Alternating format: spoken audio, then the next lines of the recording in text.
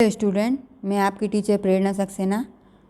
पिछले वीडियो में हमने सामाजिक अध्ययन का पार्ट 3 हड़प्पा संस्कृति तथा नगरीयता का उद्भव पढ़ा था, रीडिंग करी थी और समझा था। ठीक है ना। आज हम उसके जो अभ्यास और स्मरणीय बिंदु हैं उसके बारे में पढ़ें। पहले स्मरणीय बिंदुओं को पढ़ेंगे, इसके बाद फिर अभ्यास कार्य करेंगे। तो इसमें स्मरणीय बिंदु जो दिए, चलिए स्टार्ट करते हैं स्मरणीय बिंदुओं से। प्रारंभिक सभ्यता नदियों के किनारे विकसित हुई। नगरीयता का वह प्रक्रिया है जिसके द्वारा कोई जन समूह गाँव में रहते हुए भी नगरीय जीवन अपनाता है। दूसरा पॉइंट है, सिंधु घाटी सभ्यता का ज्ञान हमें 1921-22 ईस्वी में भारतीय पुरातत्व विभाग द्वारा किए गए उत्खननों से हुआ है। भव्य इमारतें, कला, नगर नियोजन, सुनियोजित निकासी व्यवस्था, शिल्प एवं स्थापत्य हड़प्पा संस्कृति के मुख्य तत्व थे। वेशभूषा, भोजन, मनोरंजन के साधनों, समाज के राजनीतिक तथा सामाजिक संगठनों में सुधार हड़प्पा संस्कृति के मुख्य तत्व हैं। कृषि सिंधु घाटी के लोगों का मुख्य व्यवसाय था। सरकार चलाने के लिए कोई राजा या शासक नहीं था। पुरोहित तथा समृद्ध व्यापारियों की समिति प्रशासन कार्य देखती थी। यह एक प्रकार का अल्प जन शासन तंत्र था। ठीक है, ये तो इसके स्मरणीय बिंदु हैं। अब अपन अभ्यास कार्य करते हैं। तो इसमें पहला दिया है बहुविकल्पीय प्रश्न, यानी कि एक जो क्वेश्चन दिया जाएगा उसके 4 आंसर आपके सामने होंगे।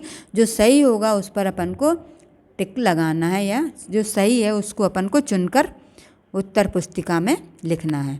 पहला प्रश्न है, हड़प्पा के लोगों को किसका ज्ञान नहीं था? तो अपन इसमें लिख देंगे घोड़ा। इसमें 4 ऑप्शन दिए, हाथी, बैल, शेर, घोड़ा। तो अपन इस पर 3rd नंबर का ऑप्शन चुनकर इस पर निशान लगाएंगे कि घोड़ा पे। ठीक है। सेकंड है, सिंधु घाटी सभ्यता का प्रथम खोजा गया स्थल है कौन सा है? सबसे पहले जो खोजा गया था वो क्या था? उसको अपन टिक करेंगे हड़प्पा। ठीक है ना। इसके बाद 3rd नंबर पे सिंधु घाटी की मोहरें कहाँ पाई गई हैं? तो सिंधु घाटी की मोहरें जो हैं वो मेसोपोटामिया में पाई गई हैं। ठीक है ना। इस तरह से आपके विकल्प प्रश्न होते हैं पूरे। अब आते हैं अपन ख नंबर पे, रिक्त स्थानों की पूर्ति कीजिए। तो पहला है खालिस्तान। भारतीय ईरानी सीमा पर खालिस्तान ईसा पूर्व में बस्तियों की संख्या में वृद्धि होने लगी। तो इसमें अपन क्या भर देंगे? 5000 ईसा पूर्व। ठीक है, 5 ईसा पूर्व तो लिखा ही हुआ है, इसमें सिर्फ 5000 भर देंगे, 5 और 3 जीरो। ठीक है, इस तरह से 5000 होता है। दूसरा है, छोटे गांव तथा बड़े गांव नगरों के रूप में खालिस्तान हो गए। तो क्या करेंगे इसमें? खालिस्तान में परिवर्तित।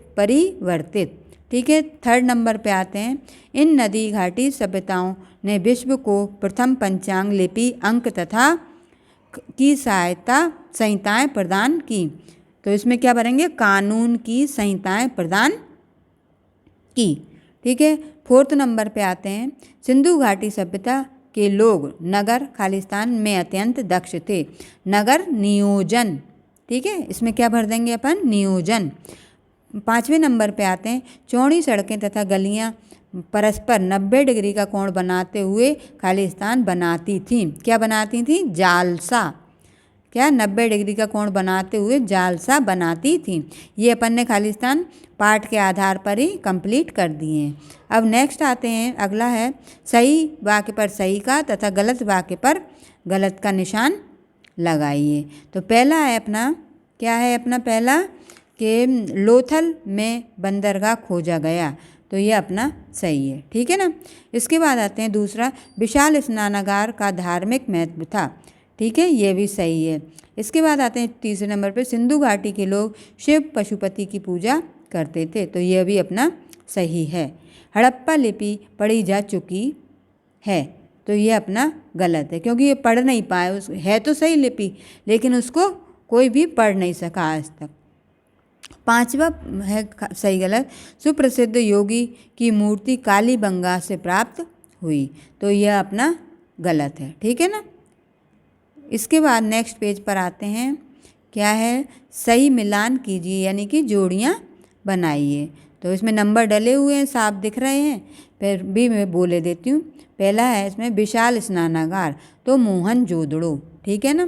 इसके बाद दूसरा है जुते हुए खेत, तो ये क्या थे, कालीबंगा में, ठीक है। इसके बाद अन्य कोठार में क्या आएगा, हड़प्पा।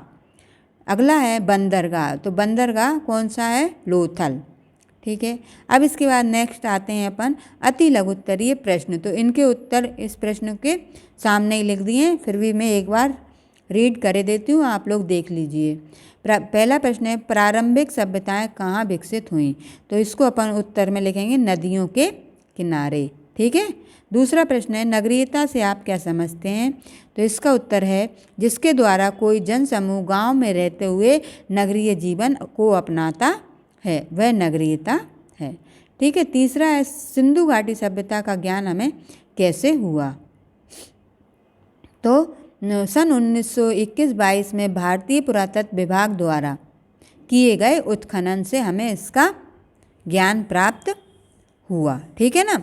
इसके बाद आते हैं चौथा नंबर हड़प्पा सभ्यता के 2 मुख्य तत्वों के नाम लिखिए, तो अपन लिख देते हैं भव्य इमारतें, नंबर 2 कला और नंबर 3 नगर नियोजन, ठीक है ना। ये 2-3 तत्व लिख दिए, उनने 2 पूछे, हमने 3 लिख दिए, ठीक है। इसके बाद आते हैं 5वां नंबर नगरीयकरण से क्या आशय है, उत्तर है जिसके द्वारा ग्रामीण से नगरीय में परिवर्तन होता है, इसके द्वारा या जिसके द्वारा ग्रामीण से नगरीय में परिवर्तन होता है वह नगरीयकरण होता है।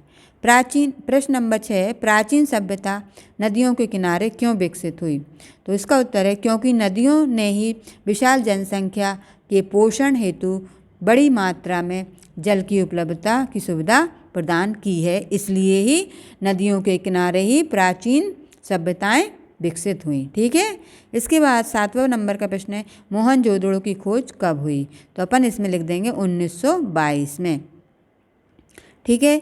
अब अगला है 8वां प्रश्न सिंधु घाटी में नगर के 2 भाग कौन कौन से थे, तो अपन लिखेंगे उत्तर पहला भाग निचला भाग या नगर और दूसरा ऊपरी भाग या दुर्ग, ठीक है। इसके बाद 9वां प्रश्न है सिंधुवासी चित्रकला कहाँ बनाते थे, तो उत्तर लिखेंगे मिट्टी के बर्तनों पर सुंदर चित्र बनाते थे, ठीक है। इस तरह से आपके अति लघु उत्तरीय प्रश्न कंप्लीट होते हैं।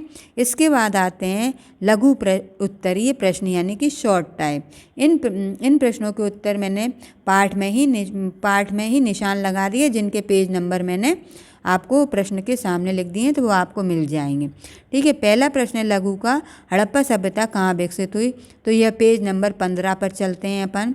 पेज नंबर 15 पे आते हैं। कहाँ है पेज नंबर 15, ये है पार्ट जहाँ से शुरू होता है, तो इसमें दिया है शॉर्ट का ऊपरी, है ना, नगरीयता का उद्भव में ये शॉर्ट दिया है ना, इसको लिखेंगे पूरा।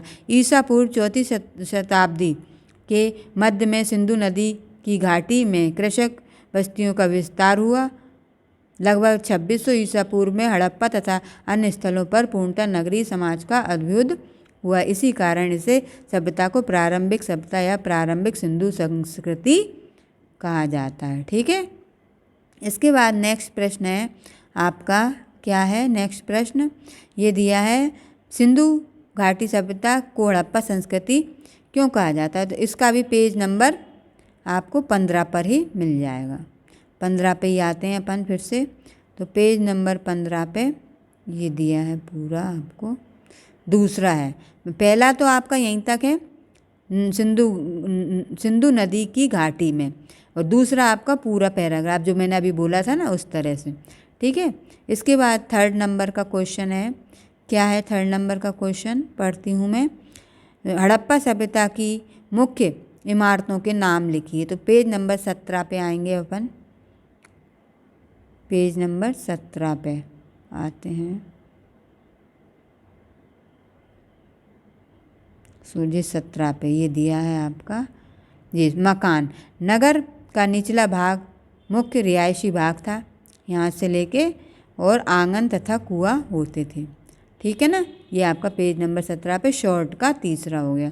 अब क्वेश्चन नंबर 4 है आपका, क्या है क्वेश्चन नंबर 4, सिंधु घाटी सभ्यता के किन्हीं 5 स्थलों के नाम लिखिए। तो पेज नंबर 16 पे आ जाइए आप। स्थलों के नाम लिखना है अपन को, सिर्फ इसमें 16 पे ये दिया है, रंगपुर तथा रोजदरी सिंध में आमरी तथा चंदूहड़ो, पंजाब के सतलुज, ये यहाँ से लेके यहाँ तक आलमगीरपुर आदि। ठीक है, ये इसके वो थे, क्या नाम थे, स्थलों के नाम सिंधु घाटी सभ्यता के। ठीक है ना। अब इसके बाद आते हैं लॉन्ग प्रश्नों पर। तो लॉन्ग प्रश्न के भी क्वेश्चन के मैंने आंसर पेज नंबर डाल दिए, वहाँ से आप देख लीजिएगा, मैं आपको बता देती हूँ। सिंधु घाटी के लोगों के नगर नियोजन का वर्णन, तो 16 नंबर पेज से 17 नंबर पेज तक का अपन को क्वेश्चन का आंसर लिखना है। 16 नंबर से कहाँ तक, 17 नंबर पेज तक ये दिया है लॉन्ग का पहला। ठीक है ना। नगर नियोजन तो ये लगाया हुआ है पूरा, और 17 नंबर निचला भाग तक, दो जो नगर के नियोजन थे वो ऊपरी भाग या दुर्ग, इसका पूरा पैराग्राफ लिखना। उसके बाद खा नंबर 17 पेज पे आएंगे निचला भाग या नगर। ठीक है, इस तरह से आप इसका क्वेश्चन का आंसर कंप्लीट कर लिए लिखकर। इसके बाद आते हैं अपन मोहनजोदड़ो, सेकंड नंबर का जो क्वेश्चन है, मोहनजोदड़ो को जल निकासी व्यवस्था पर प्रकाश डालिए। तो पेज नंबर 18 पे आएंगे अपन। पेज नंबर 18 पे इसकी जल निकासी की जो व्यवस्था थी वो क्या है, लोगों का चौथा है जी है, जल निकासी व्यवस्था दी है ना पेज नंबर 18 पर, तो इसका पूरा पैराग्राफ आप लिख लीजिएगा। ठीक है। इसके बाद आते हैं क्वेश्चन नंबर 3 पे। क्वेश्चन नंबर 3 है सिंधु घाटी के लोगों के मुख्य व्यवसाय का वर्णन कीजिए। तो पेज नंबर 19 पर आते हैं अपन। पेज नंबर 19 पर जो दिया है ये व्यवसाय दिया है ना, मुख्य व्यवसाय, तो ये पूरा पैराग्राफ आपको लॉन्ग का उत्तर 3 का लिखना है। इसके बाद अपन आते हैं क्वेश्चन नंबर 4, हड़प्पा के लोगों के आभूषण तथा वेशभूषा का वर्णन कीजिए। तो पेज नंबर 18 पर ही इसका आंसर दिया है, ये दिया है वस्त्र एवं आभूषण। ठीक है, तो ये पैराग्राफ आप लिखकर इसको अपनी कॉपी में लिख लीजिएगा, कंप्लीट कर लीजिए कॉपी। इसके बाद अपन नेक्स्ट वीडियो में फिर मिलेंगे, आप कंप्लीट करके रखिए, और नेक्स्ट वीडियो में फिर मिलेंगे अगले चैप्टर के साथ। तब तक के लिए थैंक यू, बाय बाय।